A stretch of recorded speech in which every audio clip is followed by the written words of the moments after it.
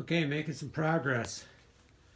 I've started to wet lay them, and doing the strategy here. I'm going down this side first, and then I'm going to come in from there and do this, probably from over there, and then that one, and then work my way backwards towards the wood. So I'm down to this one right here on this side. These are all laid, and they're looking pretty good. Let me see if I can get you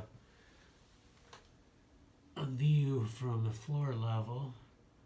Look pretty good, and they feel pretty good too. So I'm always checking with my hand in between. You know, does this feel good right here? Is it acceptable? And kind of work all the way around. I mean, they're not going to be, it's not perfect. I mean, there could be an 1/8 inch here and there, but that's what I call acceptable. But I try not to get it. You got to test it, because you don't want one lifting up in the air here, because then you'd have a problem there. So you have to make sure that these are still pretty flat. I'm not using a level. Maybe I should, but I don't know if it would help me in this case. I can kind of tell where this one's laying right now, sitting on the floor. So if it's just a little bit higher, that's okay, because I'm putting mortar underneath it. So let's go out here. So I'm dealing with 80-pound bags.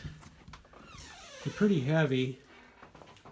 And I'm using my spool of wire. It's about the right height for the pail. So I'm bringing in the 80-pound bag. I got them stacked out here so I don't have to bend over, you know. Try not to set things on the floor when you got to lift them up again. So I got them right up here.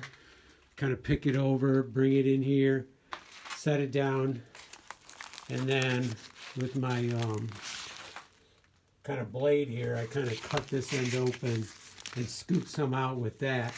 And then I can rip this off here, and now I can start pouring into my bucket. You know, some at a time, mix it up.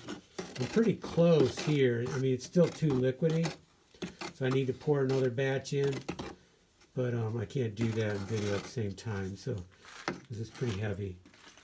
Okay, so that's what I do. I dump a bunch, you know, I'll dump in about like that much, or this much, set it back down, stir it up, and at the end, then I might just put a scoop in at a time when I'm getting close. I'm not trying to make it real liquidy, but I don't want it real stiff either, because I want to be able to like move the granite around, just vibrate a little bit and push down, and kind of keep doing that until I get everything set. Okay, I really like this stuff. Yeah, I'm sure there's other companies doing really good stuff too, but I kind of got hooked on this because the other one I was getting had some clumps in it, probably the way it was stored. So I switched to this, and this has been great. Okay, let's keep going. It's S-type, by the way. Yeah, right there, S-type. 80 pounds. They're pretty heavy, but just try not to bend over. Try to have it up in the air. And I kind of wish where I bought them, they had them up a little bit more.